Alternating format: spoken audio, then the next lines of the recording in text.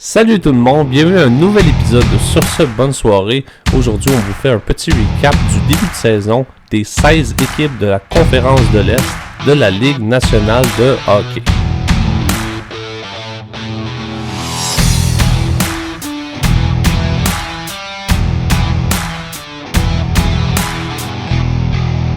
Commençons d'abord avec les champions de la dernière Coupe Stanley, les Panthers de la Floride, qui sont présentement en ce début de saison premiers de l'Atlantique avec 6 victoires, 3 défaites et une défaite en prolongation ou en tir de barrage, bien sûr.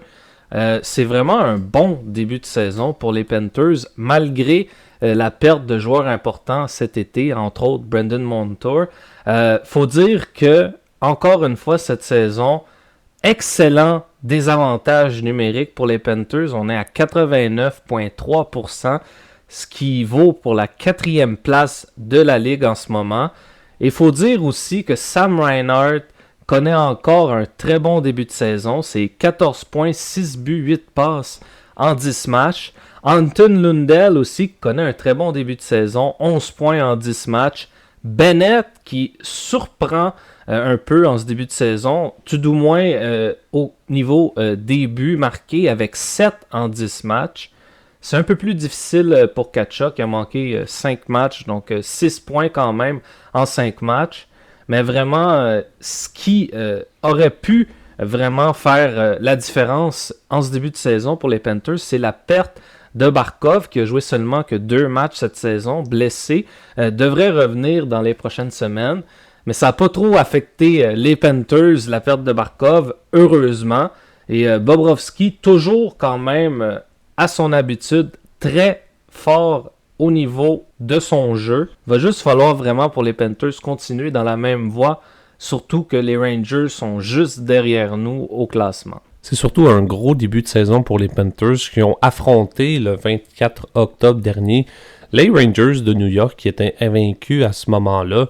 Les Panthers qui leur ont donné leur première défaite de la saison avec une grosse victoire de 3-1, ce qui prouve encore une fois la férocité des Panthers, mais aussi leur profondeur. Même en début de saison, on est capable d'aller obtenir des gros points contre une équipe qu'on a réussi à battre en finale de conférence pendant les dernières séries éliminatoires. Donc vraiment, encore une fois, 2 gros buts, un gros but de Sam Bennett qui a marqué son 6e, Lundell, lui, qui avait marqué son 5e but aussi, Forsling, une passe, Forsling qui est à plus 8, alors qu'on se parle en ce moment, donc encore une fois, un défenseur extrêmement efficace sur la glace. Donc vraiment, les Panthers sont là, encore une fois, pour prouver que malgré les grosses pertes pendant l'été, on est capable d'aller chercher des grosses victoires et d'aller se pousser une place déjà en début de saison vers les séries. C'est sûr que c'est pas surprenant de voir qu'ils ont bien commencé les 10 premières games.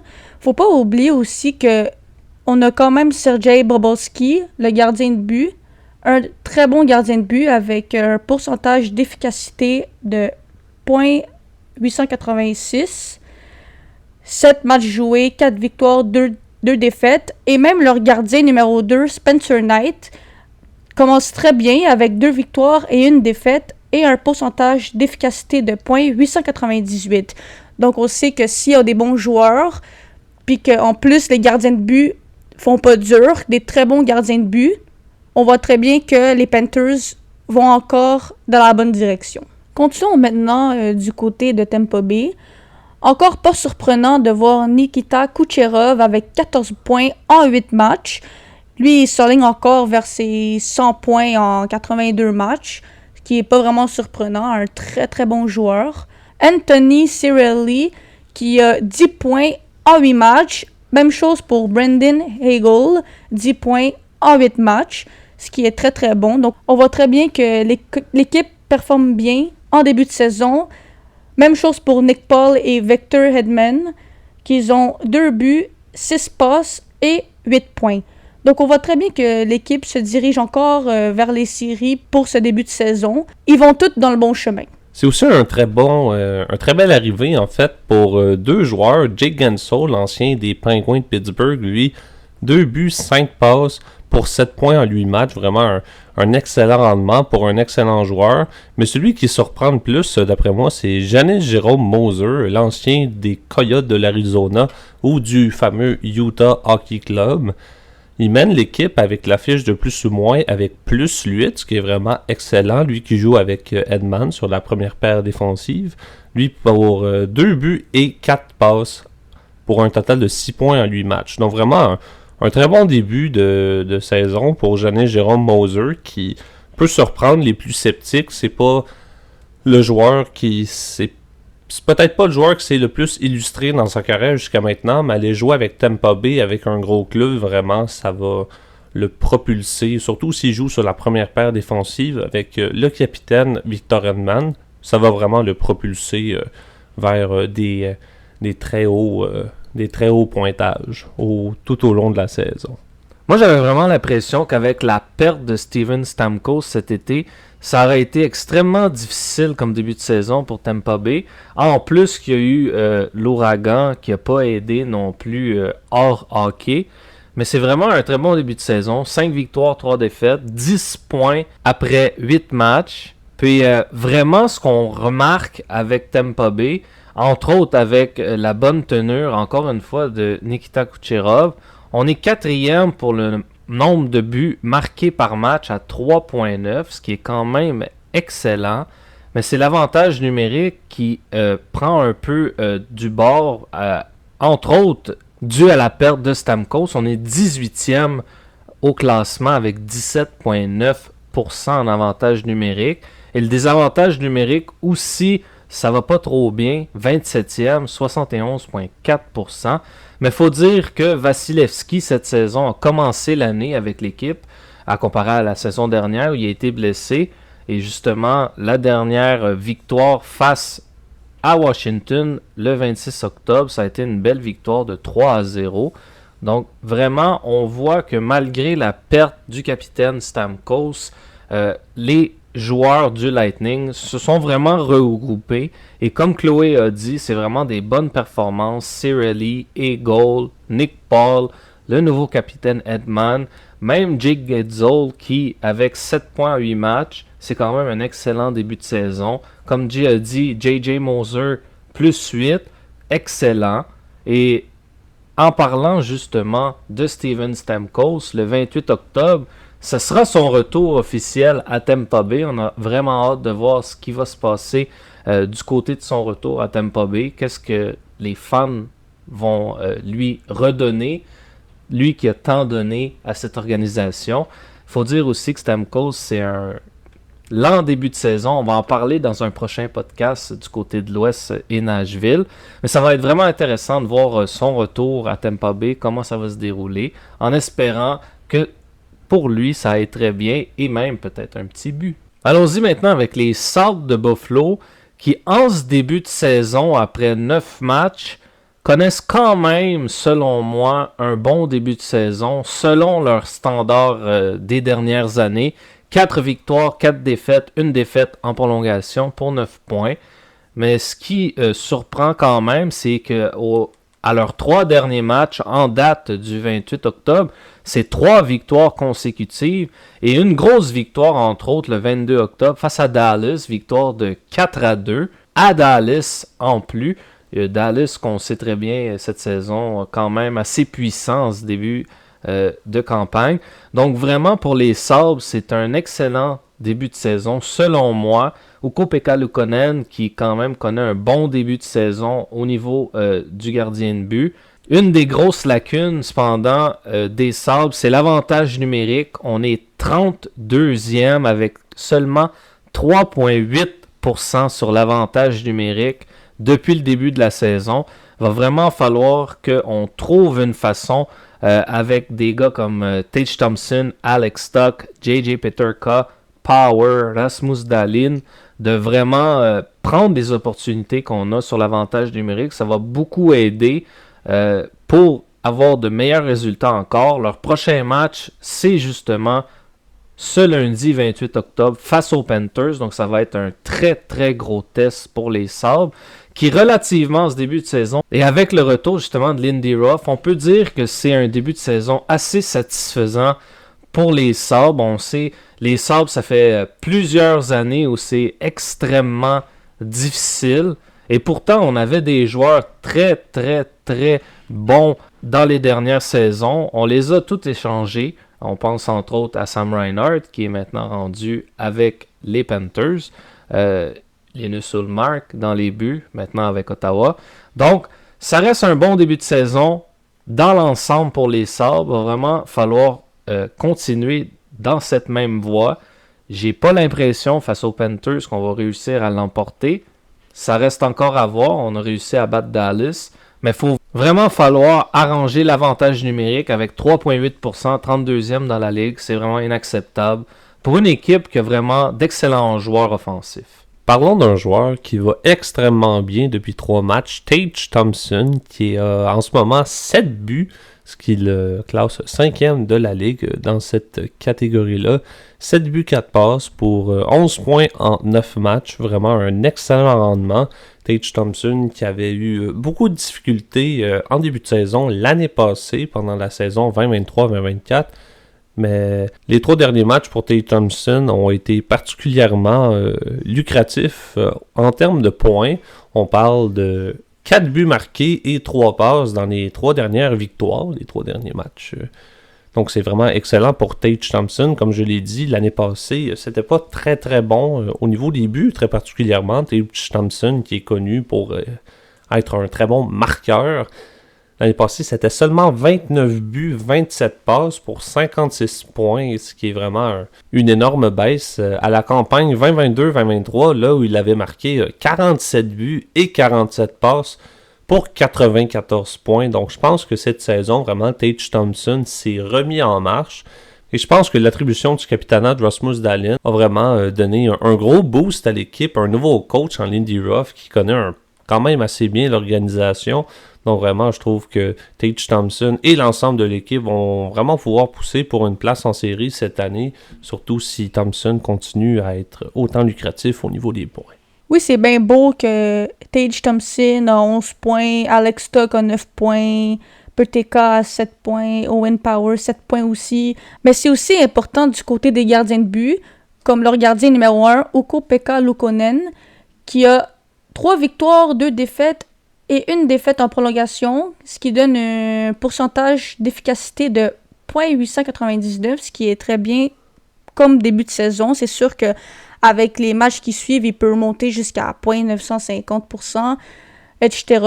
Sinon aussi, leur gardien numéro 2, Devon Levi, qui a un pourcentage d'efficacité de 0.874. Ça reste leur deuxième gardien. C'est un peu difficile avec 1 victoire, 2 défaites. Mais il peut toujours se rattraper. Mais ce qui est vraiment important, c'est Luukkonen, ce qui a très bien commencé sur le début de saison. Et maintenant, pour les Maple Leafs de Toronto, début de saison un peu difficile avec une fiche de 4 victoires, 4 défaites, puis 1 défaite en prolongation. Je trouve que l'équipe a un peu de difficulté en ce début de saison. Mitch Marner qui a 10 points, pas si pire. Moi, la personne qui me déçoit un peu, c'est Austin Matthews qui a seulement 7 points, 4 buts, 3 passes. C'est pas si pire, mais si on regarde la saison dernière, on voit très bien que la difficulté un peu. Max Domi qui a pas encore de but, mais qui a 6 points. Ben, c'est le manque de but qui me fuge un peu. Je trouve qu'ils pourraient faire mieux. Ils doivent beaucoup améliorer leur avantage numérique. Ils sont 29e dans le classement, ce qui est très surprenant de leur part. Et en plus, leur prochaine game, qui est ce soir, le 28 octobre, sont contre les Jets, qui sont, eux, imbattables en ce moment. Est-ce qu'ils vont réussir à donner leur première défaite? Ça reste à voir. C'est vraiment inacceptable pour les Maple Leafs de Toronto, avec tout l'effectif qu'ils ont, d'être probablement 4-4-1, mais aussi au niveau de leurs statistiques, c'est 2.9 buts marqués en moyenne par match, 22e dans cette catégorie-là. Quant à Nylander, Marner, Matthews et vice-versa, c'est vraiment inacceptable d'être seulement 22e. Pour la moyenne de buts alloués par match, c'est 3.1, 13e dans la ligue. C'est honnêtement pas si pire, mais les Leafs ont toujours été fragiles au niveau de la défense, même après avoir amené Oliver Ekman-Larsson et en plus Christopher Tanev. Sur l'avantage numérique, 10%, 29e dans la ligue, absolument atroce en ce moment. Mais le désavantage numérique, on est 9e avec 83,8%. Donc ça passe quand même assez bien. Mais pour les Maple Leafs, c'est vraiment pas une belle séquence de défaites. On a 3 défaites de suite, une défaite de 6-2 contre les Blue Jackets de Columbus, une défaite de 5-1 face aux Blues de Saint-Louis, et une défaite en overtime causée par un très très mauvais jeu du capitaine Auston Matthews face aux Bruins de 4-3. Dans ces 3 derniers matchs, ils ont accordé 15 buts en 3 matchs et n'en ont marqué que 6. C'est vraiment atroce. C'est vraiment atroce pour les Maple Leafs d'être autant sous le radar dans ce qui est des buts marqués. Et on peut voir la même chose du côté des joueurs. Marner seulement un but. Nylander mène son équipe avec 5 buts, oui, mais Matthews, l'année passée, à ce moment-ci, il aurait eu genre 20 buts. J'exagère évidemment, mais ça vous dit que Matthews a vraiment baissé énormément au niveau du marquage. Tavares, lui, seulement 2 buts. Matthew Nice, 4 buts, juste derrière Nylander. Mais vraiment, il va falloir améliorer. Oui, défensivement, on est quand même assez bien structuré, mais c'est vraiment offensivement qu'il va falloir serrer la vis du côté des Leafs. Quand on parle d'une équipe qui, année après année, a toujours les mêmes problèmes, c'est vraiment les Maple Leafs. La saison dernière, on disait Sheldon Keefe doit partir, Sheldon Keefe doit partir. Sheldon Keefe est parti, on amène Craig Berube, c'est les mêmes résultats. Depuis plusieurs saisons, on dit la défensive des Maple Leafs, ça va pas. On amène 2 gros défenseurs, en Oliver Ekman-Larsson et Chris Tanev.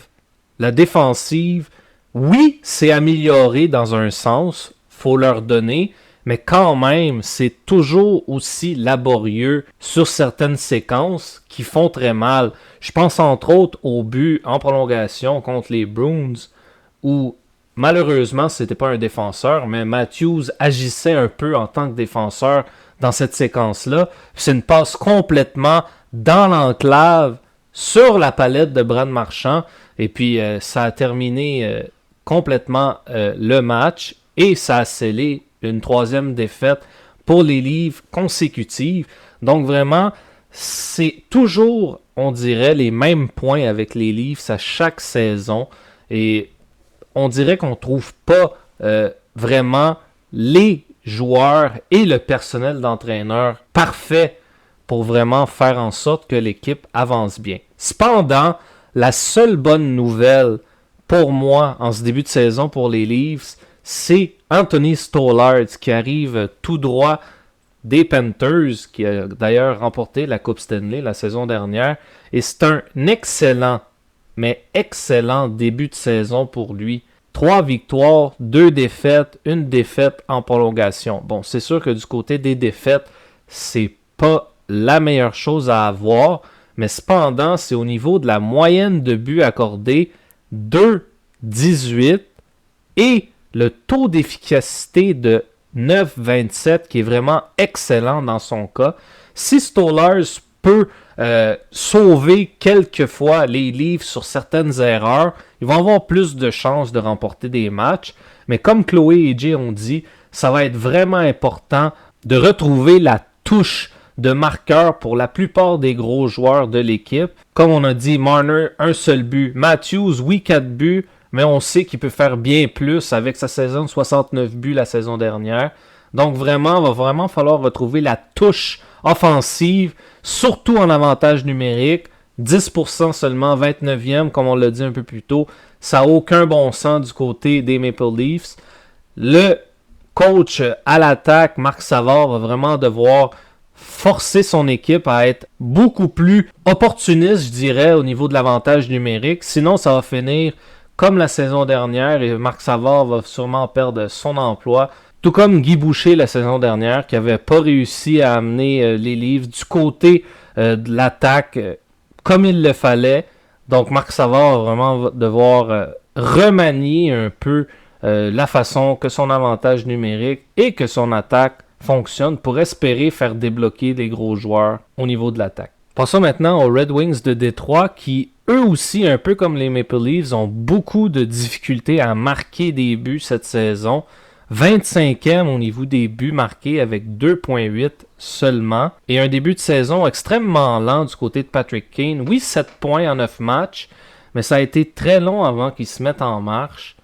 Même chose du côté de Dylan Larkin, qui a quand même 4 buts, mais seulement 5 points en 9 matchs. Mais surtout, leur nouvelle arrivée, Vladimir Tarasenko, c'est extrêmement compliqué en ce début de saison. C'est que 3 points, 2 buts, 1 passe en 9 matchs.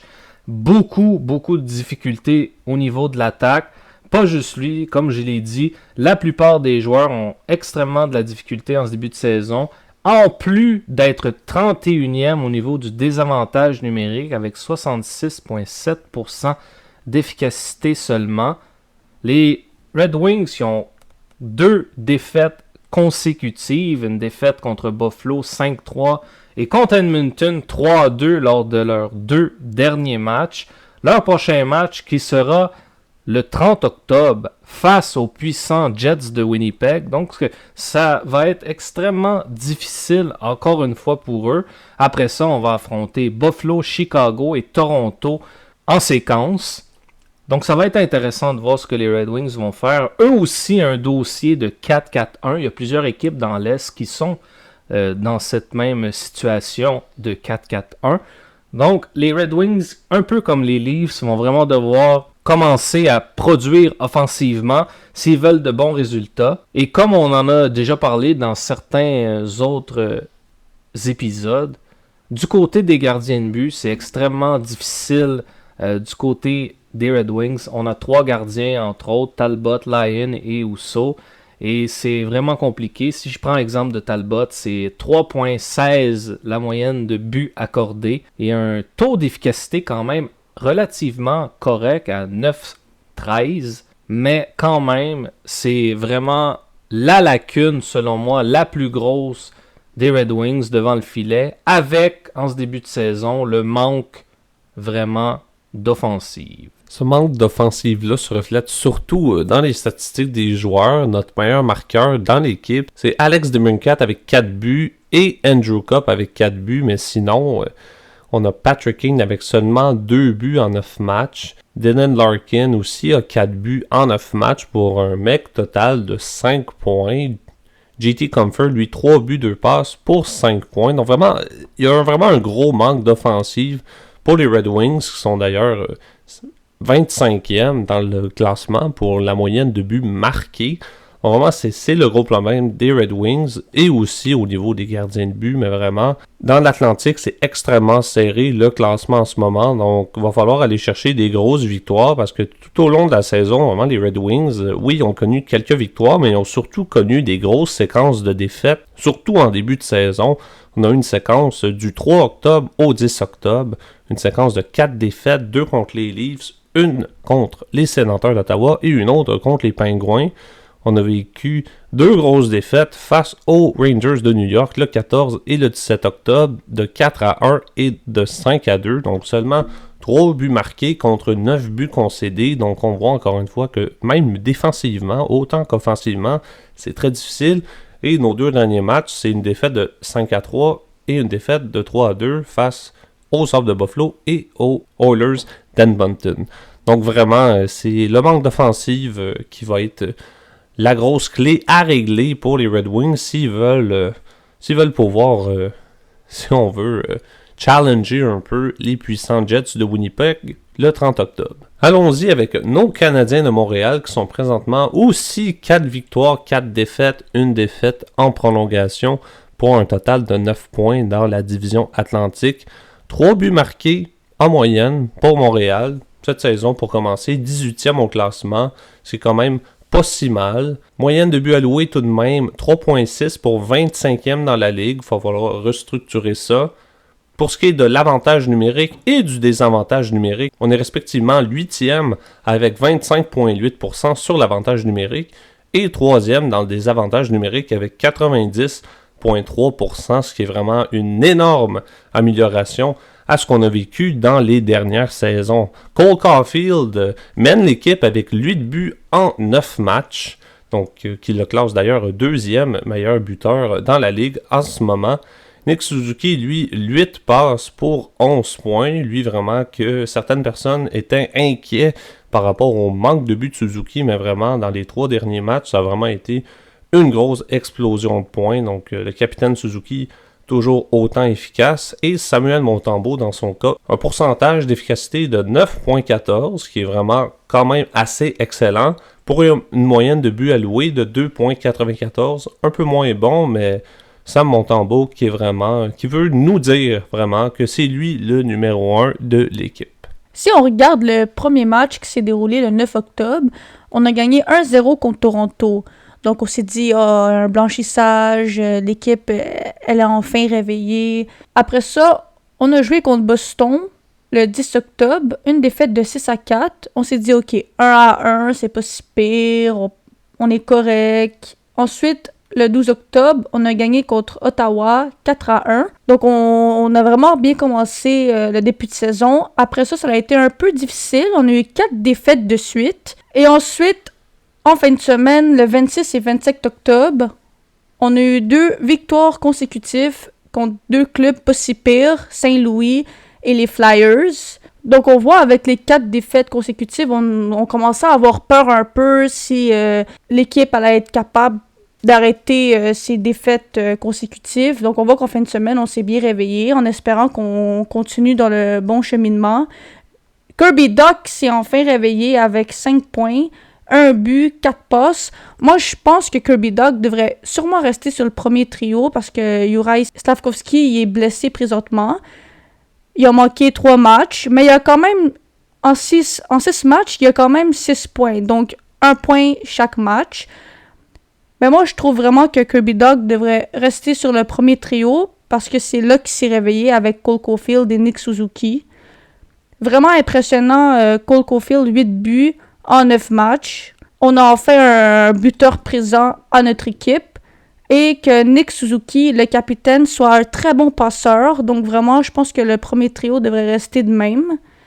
Mais sinon, c'est un très bon commencement de début de saison. 4-4-1, c'est vraiment pas si pire. On est égalité avec plein d'équipes dans l'Atlantique. On verra demain, le 29 octobre, contre Kraken. Ça va se passer comment? Mais moi, je trouve qu'on est dans la bonne direction. Peut-être une petite place en série éliminatoire. On verra bien, mais je trouve que l'équipe fait bien. C'est sûr qu'en commençant la saison avec une grosse victoire face aux Leafs de 1-0 et un gros blanchissage de Montembeault avec plus de 40 arrêts, on se disait certainement, cette saison, on est parti, ça y est, c'est enfin arrivé, on va aller loin. Malheureusement, on est revenu sur terre assez rapidement avec la série, entre autres, de 4 défaites consécutives. Mais ce qui est vraiment à regarder cette saison du côté des Canadiens, c'est bien sûr, lorsqu'on va avoir Patrik Laine, comment l'équipe va être encore mieux structurée offensivement. Et ça va être très important. On a déjà 3 buts en moyenne par match de marquer, ce qui est quand même très bien. Mais ce que je remarque cette saison, c'est l'amélioration qu'on a sur les dernières saisons. Le désavantage numérique, 3e, c'est une excellente amélioration, comme Jay a dit. On prend aussi beaucoup moins de pénalités comparativement à la saison dernière.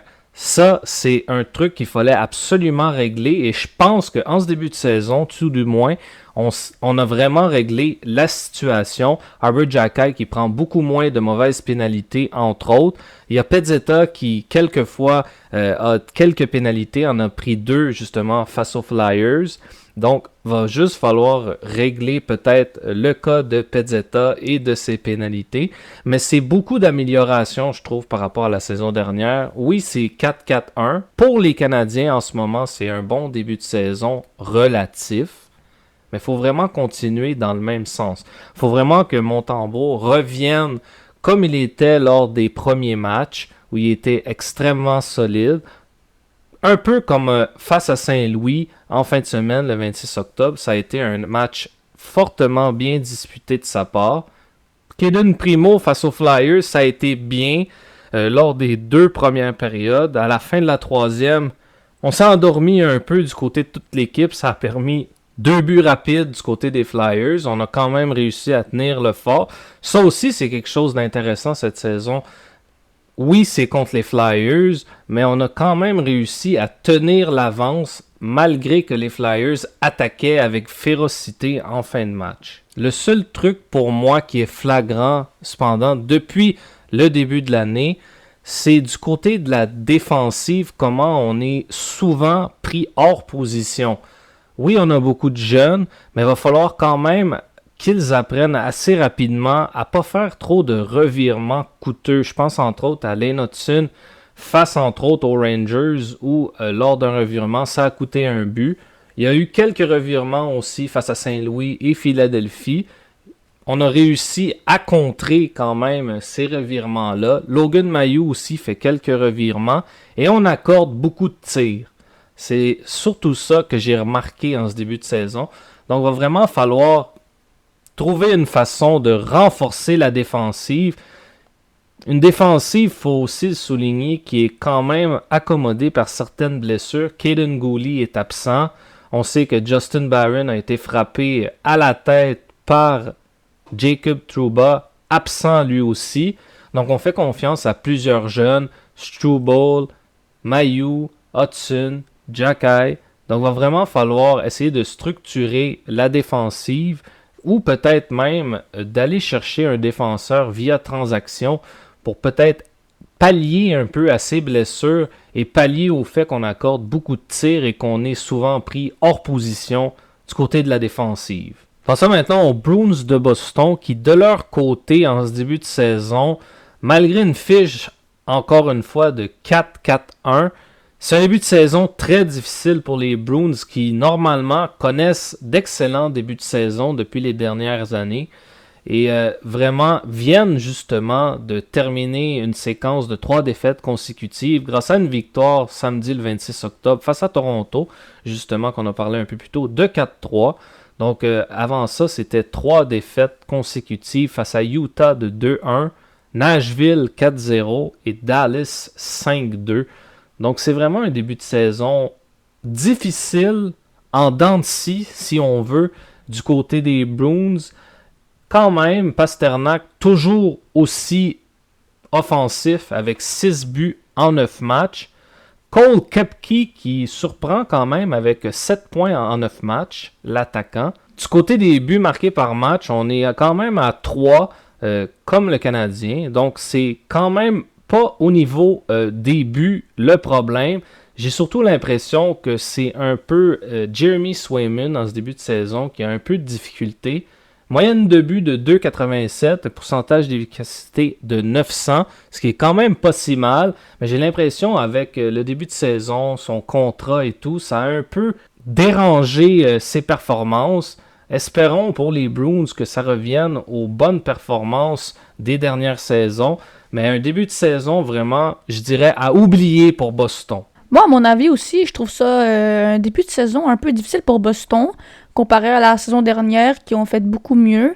Encore une fois, David Pasternak qui marque 6 buts, donc c'est un peu lui qui est réveillé dans l'équipe. Brad Marchand qui a 5 passes, qui est pas si pire non plus, mais habituellement un marqueur de but aussi. Sinon, le samedi 26 octobre, ils ont eu une victoire contre Toronto en prolongation, mais avant ça, ils avaient 3 défaites consécutives, dont Utah Hockey Club, Nashville et Dallas.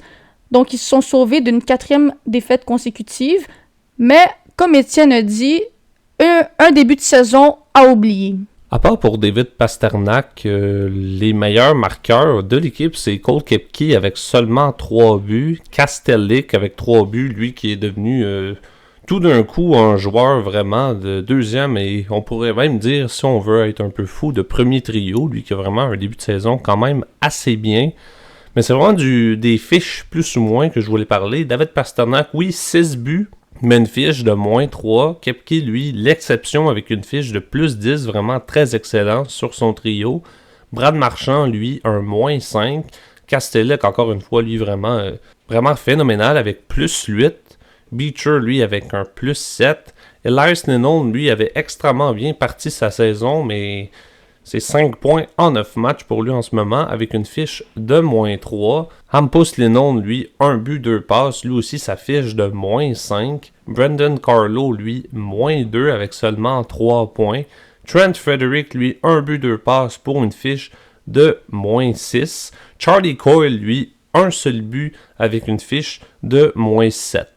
Donc, pour les trios des Bruins de Boston, il va vraiment falloir s'améliorer non seulement sur l'offensive, mais sur la structure défensive, parce qu'on ne peut pas accepter des fiches de -3, -6, -7 et plus pendant toute la saison, parce que c'est ça qui va nous coûter des victoires importantes, surtout avec les défaites consécutives qu'on a vécues face à Utah, Nashville et Dallas dans le mois d'octobre. Donc vraiment, le match face aux Flyers va être important à remporter le 29 octobre, et c'est vraiment la structure défensive qu'il va falloir améliorer pour les hommes de Jim Montgomery. Passons maintenant aux Sénateurs d'Ottawa. Un début de saison vraiment, moi je trouve que c'est vraiment pas si pire. 4 victoires, 4 défaites, 8e dans le classement atlantique. Je trouve ça vraiment pas si pire parce que je trouve que la saison dernière, ils ont fait un peu plus dur que maintenant. Vraiment, les joueurs étoiles dans cette équipe présentement, c'est Drake Patterson avec 5 buts, 5 passes, un total de 10 points. Ensuite, Tim Stützle avec 3 buts, 7 passes, 10 points. Et Brady Tkachuk, 4 buts, 6 passes pour 10 points aussi. Donc, on voit que ces 3 joueurs-là, en 8 matchs, ils ont 10 points. Donc, moi, je trouve ça vraiment très bien. Sinon, Claude Giroux avec 5 buts, 4 passes, 9 points. Ça aussi, t'as plus de points que de nombre de matchs joués. C'est excellent. Je trouve vraiment que ces 4 joueurs-là se sont réveillés. Du côté des gardiens, je pense que c'est un peu ça le problème. Avec Anton Forsberg, qui a 5 matchs joués, 2 victoires, 2 défaites, avec un pourcentage d'efficacité de .895. Ça, c'est sûrement un point qu'il doit vraiment travailler. Sinon, ils sont allés chercher Linus Ullmark, un ancien de Boston, qui a manqué plusieurs matchs parce qu'il était malade. Donc, lui, il a 4 matchs joués, 1 victoire, 2 défaites et un pourcentage d'efficacité de .885. Ce qui est pas très bon de sa part. Moi, je trouvais que Ullmark était un peu meilleur à Boston. Oui, c'était leur gardien numéro 2, mais il était quand même présent dans l'équipe. Donc, vraiment, c'est du côté des gardiens qui doivent un peu travailler. Sinon, en tant que tel, les joueurs sont vraiment pas si pires. Cette saison, pour le début de saison, sont en train de se démontrer. Puis, sont en train de montrer qu'ils veulent aussi une place en série éliminatoire. Pour ce qui est des buts marqués, les Sénateurs d'Ottawa sont vraiment dans leur prime, si je peux le dire comme ça. 3.8, la moyenne de buts marqués par match. Ils sont quand même 6e de la Ligue, ce qui est quand même excellent pour une équipe qui est 8e dans l'Atlantique. Une moyenne de buts de 3.8 aussi pour les buts alloués, ce qui les classe 28e de la Ligue. Donc, ça reflète pas leur efficacité à marquer les buts, cette statistique-là. Vraiment, c'est défensivement que ça commence à devenir très difficile d'être 28e dans cette statistique-là. C'est vraiment inacceptable, surtout qu'on a quand même des bons défenseurs au sein de l'équipe. 40% l'avantage numérique, sont en ce moment 2e de la Ligue, donc vraiment très très très bon, et 76,2% pour le désavantage numérique, 20e de la Ligue. Donc, dans ce côté-là, ça va quand même assez bien, mais surtout l'avantage numérique. 2e place, c'est vraiment ce qu'on veut. Du côté des buts, c'est vraiment plus partagé. Batterson avec 5 buts, Claude Giroux avec 5 buts, Tkachuk avec 4 buts, Tim Stützle avec 3 buts, Josh Norris aussi avec 3 buts. Donc c'est beaucoup plus partagé les buts du côté des Sénateurs d'Ottawa, contrairement à ce qu'on voit avec d'autres équipes dans la Ligue. Donc toute l'équipe se propose en attaque, mais c'est vraiment défensivement, encore une fois, qu'il faut s'améliorer. Sanderson avec une fiche de -5. Thomas Chabot, très très très difficile début de saison. 1 but, 3 passes pour une fiche de -3. Shane Pinto aussi, 1 but, 2 passes avec une fiche, lui, de -3. Nick Cousins, lui, le nouvel arrivé des Panthers de la Floride. 1 but, 1 passe. C'est normal ce qu'on voit de Nick Cousins. C'est pas le joueur qui va marquer 40 buts dans une saison. Lui, une fiche de -2. Riley Gregg, lui, 1 but seulement, une fiche de -4. Donc, vraiment, il va falloir s'améliorer, encore une fois, défensivement, pour des gars, surtout dans le cas de Travis Hamonic, Mike Amadio ou David Perron, qui sont respectivement -5, -6 et -4. Surtout dans le cas de David Perron, lui, qui a aucun but marqué, aucune passe, dans le fond, aucun point en 5 matchs avec sa nouvelle équipe. Donc, il va falloir faire quelque chose pour David Perron, qui est quand même un bon marqueur. Quand il était avec les Blues de Saint-Louis, c'était quand même un des bons marqueurs de l'équipe. Mais on ne peut pas accepter un gars qui marque ni de but ni de passe dans l'équipe. Il faut que David Perron commence à contribuer offensivement pour l'équipe. J'avais beaucoup d'espoir en ce début de saison pour les Sénateurs d'Ottawa avant que la saison commence. Malheureusement, à part du côté de l'attaque, comme Jay et Chloé ont parlé un peu plus tôt, l'attaque qui va vraiment très très bien, un avantage numérique qui surprend en ce début de saison vraiment avec une 2e place au classement. Mais c'est vraiment, comme Chloé a dit tantôt, au niveau des gardiens de but. Encore une fois, on est un peu mélangé avec 3 gardiens de but dans l'équipe, Forsberg, Ullmark et Sogaard.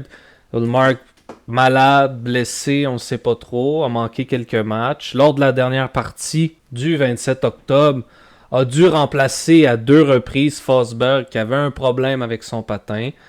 Ça a été difficile lors des 2 derniers matchs aussi au niveau des buts concédés. On a accordé 11 buts lors des 2 derniers matchs.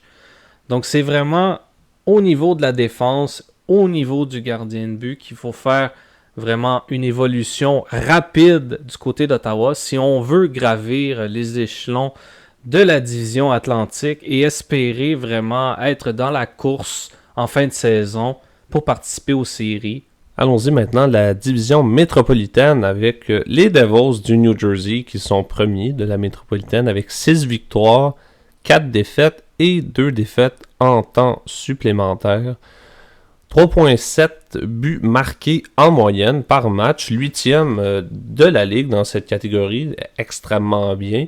Des buts alloués, par exemple, 3,3 par match, 19e, un peu moins bon, mais pas terrible pour l'instant. 30% en avantage numérique, 6e de la ligue, vraiment très bien. Et un 78,8% en désavantage numérique, ce qui déclasse 15e. Donc, il va falloir un peu s'améliorer, mais les Devils sont vraiment bien partis cette saison pour peut-être enfin aller en série après une simple apparition contre les Rangers il y a quelques saisons. Nico Hischier, lui, mène la ligue et son équipe en termes des buts avec 9 buts en 12 parties jouées, vraiment excellent pour le joueur de centre qui a aussi 3 passes pour un total de 12 points. Jesper Bratt, lui, même chose, mais surtout au niveau des passes, 10 et 2 buts pour un total de 12 points en 12 matchs, donc 1 point par match en moyenne pour l'instant. Timo Meier qui commence extrêmement bien, lui aussi, 4 buts, 7 passes pour 11 points, une fiche de plus 6 en plus de ça, en 12 matchs. Et en plus, Stefan Noesen, 5 buts, 6 passes pour 11 points en 12 matchs. Jack Hughes, lui, 3 buts, 7 passes, 10 points en 12 matchs. Et même Eric Haula s'amène avec 4 buts, 4 passes en 12 matchs pour un bon total de 8 points. Et la surprise, disons, de l'équipe en ce début de saison, Paul Cotter, lui, qui a 6 buts, 2 passes pour un total de 8 points. Donc vraiment, Paul Cotter, c'est pas le gars qu'on s'attendait à être dans les hauts standards des Devils cette année. Ça a vraiment été la surprise de l'année en ce moment, disons, en termes de points. Lui, c'est vraiment excellent ce qu'il fait. Il contribue vraiment énormément à l'équipe. Ce qui a été le plus difficile, par exemple, pour les Devils, c'est une séquence de 4 défaites du 19 octobre au 25 octobre, une contre Washington, défaite de 6-5, une grosse et lourde défaite contre le Lightning du Tampa Bay, 8-5, une défaite le 24 octobre contre les Red Wings de Détroit, 5-3, et une dernière le 25 octobre de 4-3 face à Patrick Roy et les Islanders de New York. Donc, en gros et à large, les Devils du New Jersey ont vraiment bien parti leur saison avec 2 grosses performances de Jacob Markstrom face aux Sabres de Buffalo dans les 2 premiers matchs. Donc, 2 bonnes victoires cherchées par les Devils. Et à part cette série de défaites vraiment très décevantes, les Devils sont vraiment bien partis cette saison pour dominer la ligue dans les métropolitaines. Donc, on a bien hâte de voir ce que ça va donner sur le long terme pour les hommes de Sheldon Keefe qui est avec sa nouvelle équipe cette année. J'ai vraiment l'impression cette saison que les Devils sont vraiment une équipe qui va être à surveiller du début jusqu'à la fin. C'est quand même pour moi, je dirais, un début de saison en dents de scie.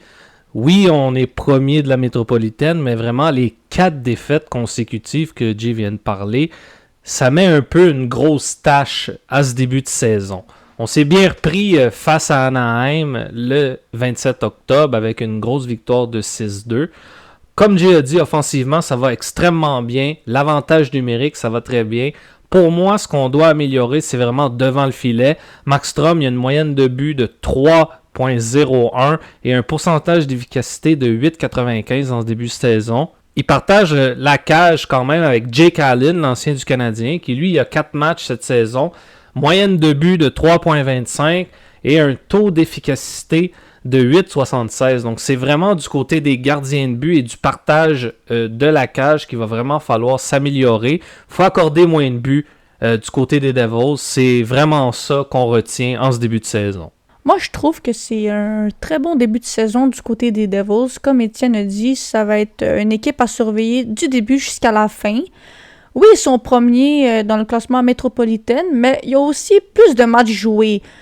Donc, ça reste toujours à voir s'ils vont continuer de la bonne manière. Allons-y maintenant avec les gagnants du Trophée des Présidents la saison dernière, les Rangers de New York, qui sont 6 victoires, 1 défaite et 1 défaite en temps supplémentaire.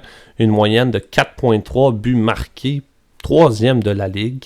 Une moyenne de 2,0 buts alloués par match, 2e de la Ligue. Vraiment excellent dans les 2 catégories. Et l'avantage numérique à 25%, 9e de la Ligue, et 88% d'efficacité sur le désavantage numérique, déclassant 5e de la Ligue. Vraiment un début rêvé pour les Rangers de New York, qui ont seulement eu, comme j'ai dit tantôt, leur seule défaite en temps réglementaire pour le moment dans la saison face aux Panthers de la Floride le 24 octobre dernier, une défaite de 3-1. Donc vraiment, c'est la seule défaite qu'ils ont eue en temps réglementaire. Mais ça ne veut pas dire que les Rangers n'ont pas dit leur dernier mot. C'est vraiment un début de saison rêvé pour les Rangers. Et Panarin, lui, dans son cas, mène autant dans les buts que dans les passes. 15 points pour 6 buts et 9 passes. Vraiment, Panarin qui se magasine peut-être un trophée Hart à la fin de la saison. C'est beaucoup trop tôt pour le dire, mais comment il est parti vraiment, c'est un joueur d'exception vraiment. Alexis Lafrenière, lui, 4 buts, 4 passes pour 8 points en 8 matchs, qui lui a d'ailleurs valu un nouveau contrat avec l'équipe. Adam Fox, lui, 8 passes pour un total de 8 points, aucun but marqué. C'est un défenseur qui marque pas beaucoup de buts, mais qui est extrêmement efficace sur les passes. Vinny Trocheck, 2 buts, 5 passes pour un bon total de 7 points. Et même chose pour son collègue Will Cooley, qui a lui aussi 2 buts, 5 passes. Donc vraiment, pour l'ensemble de l'équipe, tout va très bien. Aussi, Zibanejad, 2 buts, 4 passes. Riley Smith, qui est avec sa nouvelle équipe, lui qui vient tout droit de Pittsburgh, 2 buts, 4 passes aussi. Hitil, lui, 3 buts, 3 passes. Capo Caco, lui, qui est un joueur qui a souvent été très jugé pour son manque d'efficacité en attaque. 5 passes et 1 but, ce qui est quand même pas si pire. Chris Kreider, lui, 5 buts pour le vétéran. Et Jacob Trouba, lui, 4 passes avec une excellente fiche de plus 7. Donc vraiment, c'est phénoménal ce que les Rangers sont capables de faire en ce moment. C'est une équipe qui est vraiment à son pic avec un bon mix de vétérans et de jeunes joueurs qui mènent l'attaque, particulièrement Artemi Panarin avec ses 6 buts et ses 9 passes en seulement 8 matchs. Donc, est-ce que les Rangers vont s'arrêter? C'est la question qu'il faut se poser. Pour moi, les Rangers, encore une très belle début de saison. C'est bien beau avoir des bons joueurs, une bonne défensive, mais ce qui est important aussi, c'est aux côtés du gardien, avec Igor Shesterkin qui a 6 matchs joués, 4 victoires, une défaite en temps supplémentaire, avec un pourcentage d'efficacité de .926, qui est très bien, un des meilleurs gardiens de but en ce moment. Et leur gardien numéro 2, Jonathan Quick, avec 2 matchs joués, 2 victoires, aucune défaite, avec un pourcentage d'efficacité de .953. Donc oui, côté attaque, ça marche. Côté défensif, ça marche aussi. Et du côté des gardiens de but, ça marche très bien aussi. Donc on voit très bien que c'est une équipe excellente, des très bons joueurs et 2 gardiens de but très bons. Un peu comme les Panthers, les Rangers, c'est vraiment une équipe contender pour gagner la Coupe Stanley selon moi cette saison. C'est vraiment une équipe autant au niveau de l'attaque, de la défense et des gardiens de but, comme Chloé en vient d'en parler. C'est vraiment une équipe complète avec des joueurs très performants. La seule chose qui pourrait nuire cette saison aux Rangers, c'est si les négociations avec Igor Shesterkin vont de travers. Il a déjà, selon plusieurs sources, refusé une prolongation de contrat. Donc ça va rester un dossier très intéressant au niveau de la saison et on espère vraiment que ça ne va pas jouer et dans la tête des Rangers et dans la tête de Shesterkin, parce que ce début de saison-là, 6 victoires, 1 défaite et 1 défaite en temps supplémentaire, c'est un excellent début de saison pour une équipe qui, depuis plusieurs saisons, est quand même une équipe qui est dans le portrait pour la Coupe Stanley. Ça fait 2 saisons où on se fait, disons, éliminer foudroyeusement, surtout la saison dernière face aux Panthers, où on pensait que les Rangers allaient aller pour la Coupe Stanley. On pensait vraiment que c'était leur année. Mais encore une fois, en ce début de saison, ils nous montrent que l'équipe est très extrêmement polyvalente dans tous les aspects du jeu, du côté autant de l'attaque que de la défense. Et avec 2 gardiens quand même d'expérience, parce que les 2 gardiens sont là depuis assez longtemps dans la ligue. C'est une équipe qui fait vraiment peur et qui peut aller extrêmement loin en avançant dans la saison. Passons maintenant aux Hurricanes de la Caroline. Une équipe, selon moi, pour moi, en ce début de saison, qui est un peu sous le radar. C'est un excellent début de saison, encore une fois, pour la Caroline. 5 victoires, 2 défaites, 10 points après 7 matchs. Mais on ne parle pas beaucoup des Hurricanes. Il n'y a pas beaucoup de grandes superstars non plus dans l'équipe.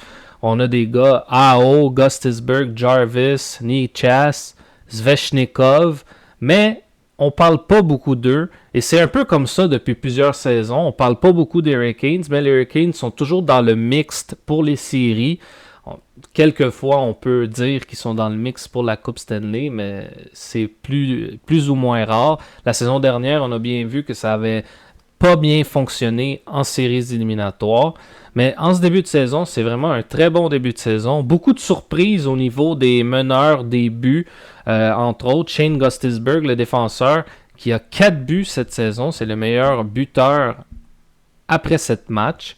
Et on est aussi sur une grosse série de 3 victoires consécutives. On a battu coup sur coup Edmonton, Calgary et Seattle. Avec notre prochain match, encore une fois dans l'Ouest, face aux Canucks. Pour les Hurricanes, pour moi, c'est un peu la même chose. Un début sain, un début normal, comme un peu chaque saison. Comme Étienne a dit, on parle pas trop des Hurricanes, mais moi, je veux juste parler un peu d'Anderson, leur gardien de but. Il y a eu 4 matchs joués, 3 victoires, 1 défaite, avec un pourcentage d'efficacité de .941, ce qui est très très bien. Dans le fond, rien à dire sur le gardien de but, un des meilleurs gardiens de but avec Igor Shesterkin. C'est un peu lui qui englobe les matchs. Il fait sa job très bien et il sauve souvent de games. Un des matchs où est-ce que Freddie Anderson s'est vraiment bien démontré sur la glace, c'est le 22 octobre dernier face aux Oilers d'Edmonton. Vraiment, autant du côté de Frederick Anderson que de Stuart Skinner pour les Oilers d'Edmonton. C'était un match de gardien de but. Et vraiment, Frederick Anderson a sauvé beaucoup de buts. Même chose pour Stuart Skinner. Vraiment, ça a été une clinique de gardien de but. C'était presque Brodeur contre Price, si on peut le dire comme ça. Mais les Hurricanes s'en sont tirés en prolongation. C'est un tir frappé extrêmement bien exécuté de Sébastien Aho qui a complètement pris de surprise Stuart Skinner. Et les Hurricanes se sont enfuis d'Edmonton avec une victoire de 3-2. Mais vraiment, c'est Frederick Anderson qui a été le GOAT, si je peux le dire comme ça, de la partie.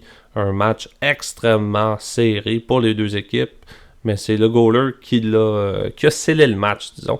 Et Frederick Anderson, c'est pas un gardien de but dont on parle beaucoup. On parle beaucoup des gardiens de but comme Jussi Saros, Igor Shesterkin, Jonathan Quick, quand il y a des très très bonnes parties, comme la dernière qu'il a joué. Mais on parle pas souvent de Frederick Anderson, qui est pourtant un excellent gardien de but, un excellent sauveteur de but, même si je peux le dire comme ça. Mais c'est un peu la malédiction des Hurricanes, je dirais. Que c'est vraiment pas une équipe dont on parle beaucoup, particulièrement dans l'Est. Je trouve que c'est le même cas pour le Wild du Minnesota. C'est une équipe dont on parle un peu moins. C'est une équipe qu'on parle beaucoup moins, je dirais. Alors que le Wild, en ce moment, sont sur vraiment un nuage de victoires en ce moment, mais on en parlera au prochain épisode de la conférence de l'Ouest. Mais vraiment, les Hurricanes, c'est comme le mouton noir de l'Est. On parle beaucoup des grosses équipes, les Rangers, Boston, Montréal, les Leafs, les Panthers. Mais les Hurricanes, on dirait qu'on les oublie. Mais je sais pas pourquoi. C'est peut-être parce que le core de cette équipe-là est pas aussi bon qu'on le pense. Pourtant, c'est une équipe qui participe toujours en série éliminatoire, mais c'est une équipe qui, en première ronde, balaye complètement l'équipe qui est entrée dans le dernier spot du wildcard. Mais en deuxième ronde, ils se font complètement laver, et ça a été le cas l'année passée contre les Rangers en deuxième ronde. Donc vraiment, les Hurricanes, je ne sais pas ce qu'il faut transformer dans le mécanisme de l'équipe, mais c'est une équipe qu'il faut, sans aucun doute, regarder beaucoup plus du côté des fans de hockey. Passons maintenant à une autre équipe qu'on parle peu en ce début de saison, mais qui a un excellent début de saison avec un dossier de 5-2, les Capitals de Washington. Et les Capitals viennent justement, malheureusement, de terminer une séquence de 5 victoires consécutives. Malheureusement, une défaite de 3-0 le 26 octobre face à Tampa Bay. Mais avant ça, on avait battu Vegas, Dallas, New Jersey et 2 fois les Flyers de Philadelphie. Donc c'est vraiment un gros début de saison pour une équipe qui avait fait beaucoup de mouvements cet été. On se rappelle, on avait amené Pierre-Luc Dubois, Andrew Mangiapane, Jacob Chychrun. Donc on voit vraiment que ces ajouts-là ont vraiment porté fruit. On a une très bonne attaque en ce début de saison, 8e au classement au niveau des buts marqués par match avec 3.7. Le seul bémol vraiment, c'est l'avantage numérique. On est 30e au classement avec seulement 8.7% d'efficacité. Et malheureusement, on voit peut-être en ce début de saison, malgré que la saison dernière aussi, ça a été un peu semblable du côté d'Ovechkin, mais il semble qu'en ce début de saison, on voit vraiment Ovechkin régresser un peu au niveau de l'attaque.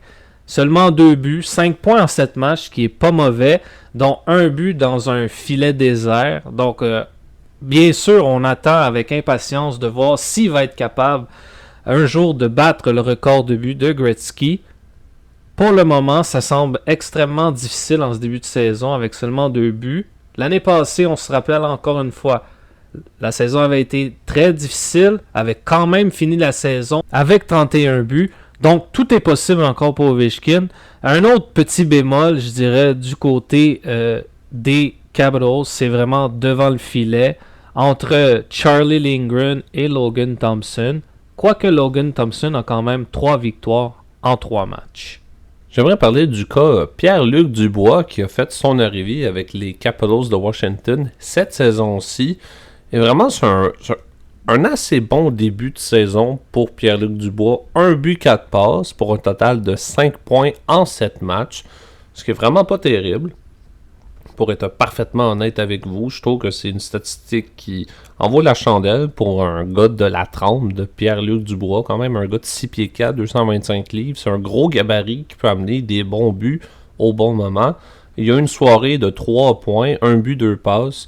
Pour un total de 3 points, comme j'ai dit, le 23 octobre dernier, face aux Flyers. Donc là, une bonne soirée de 3 points, moi, ça redonne beaucoup de confiance si j'étais lui. Mais vraiment, ça a été un assez bon début de saison pour Dubois. Le seul bémol, c'est qu'il va falloir qu'il continue sur la même lignée. Il va falloir qu'il ne fasse rien pour le futur. Il faut juste que Dubois reste dans cette même cadence-là, de marquer des buts, de set up un collègue, un coéquipier pour un bon but. C'est à ça que Pierre-Luc Dubois va servir cette année. Et j'ai vraiment amplement confiance à Pierre-Luc Dubois en ce début de saison avec les Caps. Pour moi aussi, je trouve que c'est un début de saison très intéressant du côté des Capitals. 5-2, c'est très bien. S'ils veulent continuer dans cette bonne direction-là, va falloir un peu que Ovechkin il se réveille puis qu'il trouve le fond du filet. Allons-y maintenant avec les Islanders de New York, l'équipe de Patrick Roy, qui a un dossier de 3 victoires, 3 défaites et 2 défaites en temps supplémentaire. Une moyenne de 2,5 buts marqués par match, ce qui les classe 28e de la Ligue, vraiment pas très bon. Tout de même, ils sont 8e pour ce qui est de la statistique des buts alloués par match, seulement 3. Donc, qui sont 8e, comme j'ai dit, dans cette statistique. Pour l'avantage numérique, c'est 11,5%, 28e dans la Ligue. Et pour le désavantage numérique, 30e dans la Ligue, avec 69,2%. Donc, dans les unités spéciales, il va falloir énormément d'amélioration pour les hommes de Patrick Roy.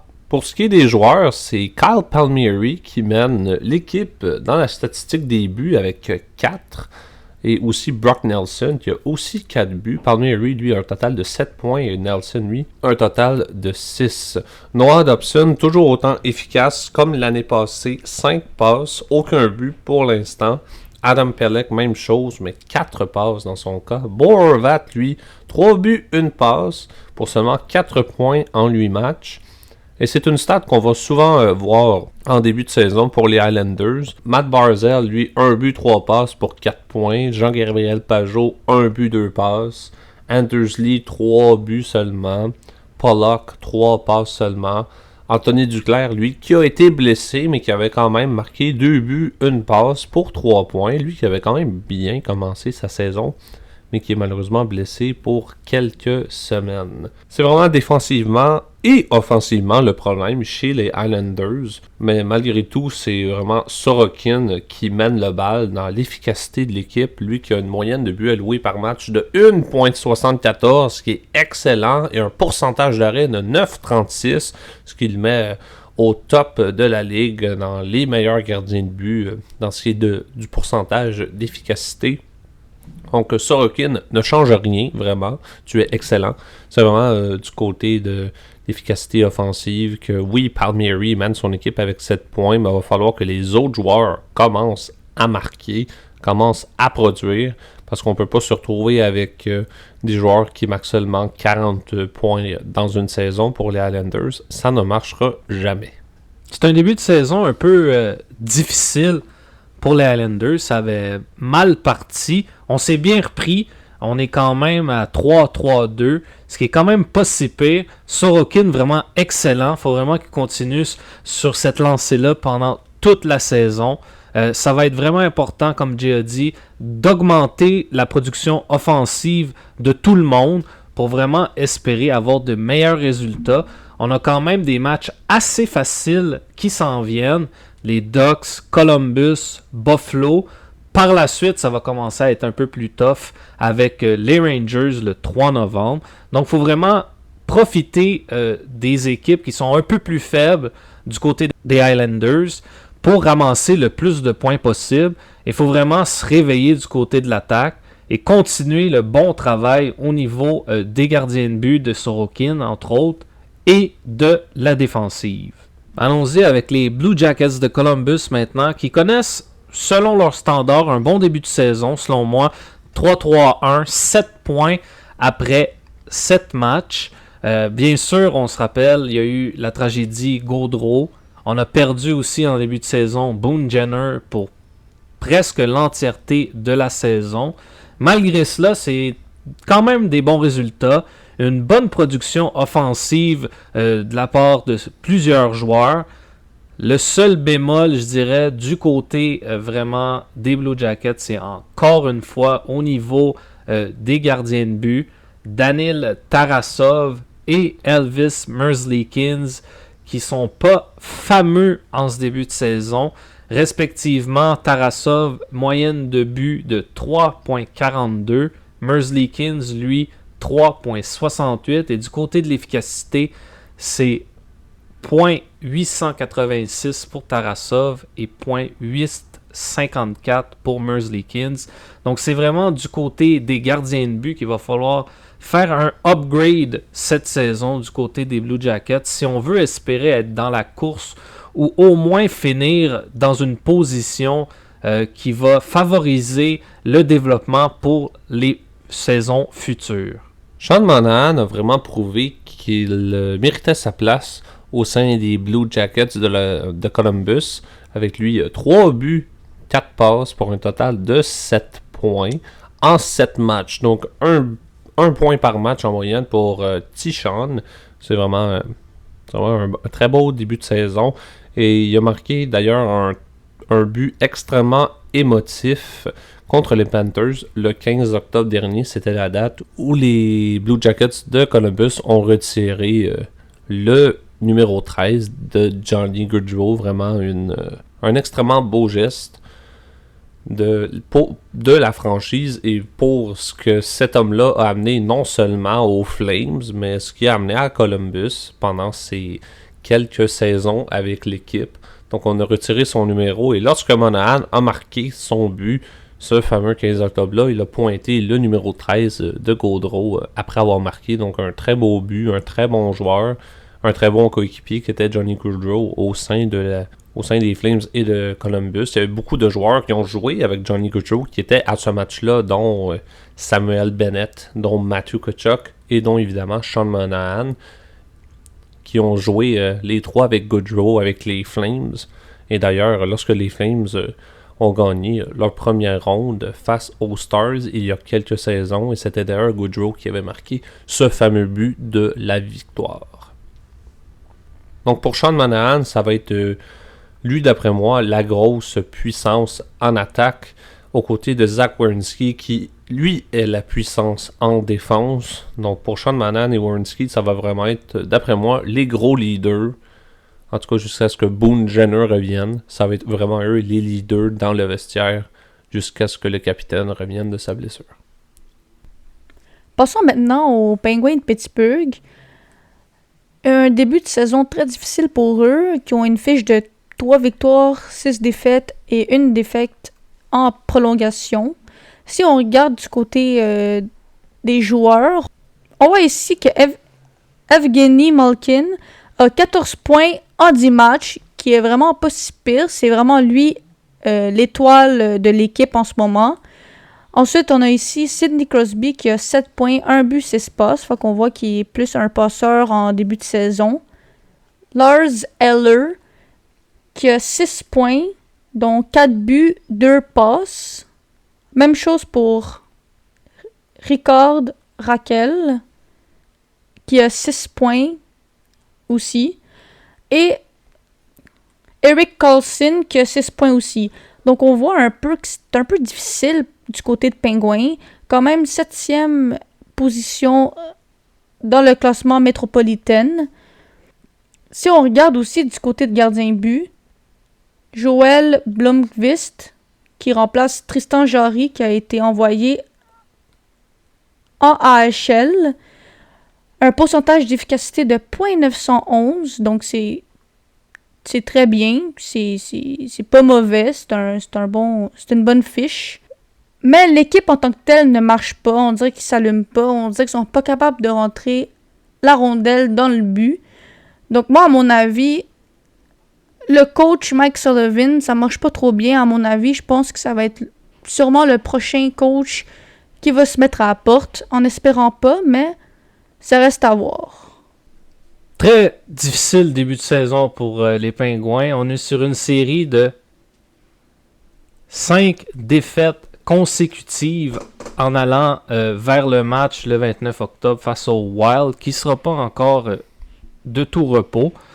3-6-1 comme fiche, 7 points seulement. C'est extrêmement décevant de la part des Pingouins, mais c'est un peu ce qu'on attendait depuis quelques saisons. Les Pingouins qui vieillissent, peu de changements. On est allé chercher un Erik Karlsson la saison dernière qui vraiment beaucoup de difficultés à se mettre en marche offensivement. Donc ça reste vraiment une équipe qui malheureusement a beaucoup de talent, mais qui arrive pas à performer. Et encore une fois, comme la plupart des équipes à problème, au niveau des gardiens de but, c'est complètement décousu. On ne sait plus qui est goaler numéro 1, numéro 2. Jarry est dans la Ligue américaine. On n'est pas trop sûr de ce qui se passe. Pourtant, on avait donné un très très gros contrat à Jarry.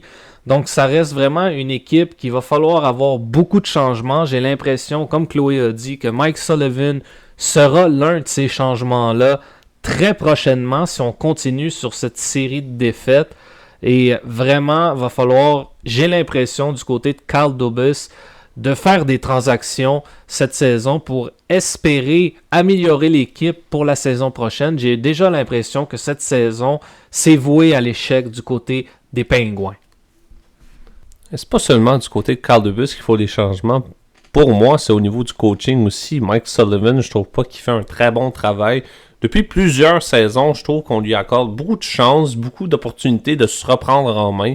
Mais vraiment, cette saison, avec un départ de 3-6-1, vraiment, je pense que Mike Sullivan est un des prochains coachs en chef sur la liste des coachs en chef qui vont se faire mettre dehors, qui vont perdre leur emploi. Et non seulement Mike Sullivan est un problème, je trouve que notre première paire défensive est un problème. Et je parle évidemment d'Erik Karlsson et de Chris Letang. Chris Letang qui a seulement 2 buts, 1 passe pour un total de 3 points et une fiche complètement médiocre de -6. Dans le cas de Karlsson, ça va un peu mieux avec 1 but, 5 passes pour 6 points en 10 matchs, mais une fiche de -7. Donc, pour les deux défenseurs des Penguins de Pittsburgh, ça fait plusieurs fois que j'en parle, mais je vais continuer d'en parler. Je trouve que Karlsson et Letang sont vraiment extrêmement décevants d'année en année, de match à match, back-à-back. Ça ne marche pas. C'est un système défensif qui ne marche pas depuis tellement longtemps, mais il n'y a jamais eu de changement, particulièrement avec Chris Letang, qui continue à jouer mollement en défense. Mais Erik Karlsson est vraiment pas mieux. J'irais même dire qu'il est pire parce que Erik Karlsson est extrêmement floppy dans la zone offensive, surtout sur le power play. Jouer en fond de zone offensive, dans le trou à gauche, juste avant la ligne bleue, essayer de jouer le puck. Puis là, hop, on se fait déjouer. Je trouve que Karlsson a un mauvais jeu défensif. Et c'est pas la première fois qu'on voit ça. Erik Karlsson est connu surtout pour avoir des fiches plus ou moins vraiment terrible, dans les -20 et plus, quand il y a eu sa saison de 100 points avec les Sharks de San Jose. Oui, 100 points, wow, c'était un exploit en soi, mais il était -30, -40 même, je pense. Parce que les Sharks n'étaient pas... en tout cas, n'étaient plus de la puissance qu'on a connue avec des gars comme Thornton ou Pavelski. C'est vraiment défensivement, il faut un changement radical du système défensif des Pingouins, parce que si on laisse ça aller, on va se faire battre, en tout cas les Pingouins vont se faire battre 13-2 si on continue dans la même allée. Allons-y maintenant avec la dernière équipe de l'Est et la dernière équipe de la division métropolitaine, les Flyers de Philadelphie, qui eux aussi connaissent un début de saison très compliqué avec 2 victoires, 6 défaites et 1 défaite en bris d'égalité. C'est vraiment très compliqué pour John Tortorella à Philadelphie. Ça fait plusieurs matchs d'ailleurs qu'on change les combinaisons de trio. Très compliqué à avoir de la constance. On a réussi à gagner le 26 octobre 7-5 face à Minnesota. On a ensuite perdu le jour suivant face à Montréal. On va aller le 29 octobre contre Boston. Donc c'est vraiment très très compliqué pour les Flyers. On est quand même pas si pire au niveau des marqueurs. On a quand même Travis Konechny qui a quand même déjà 5 buts en 9 matchs.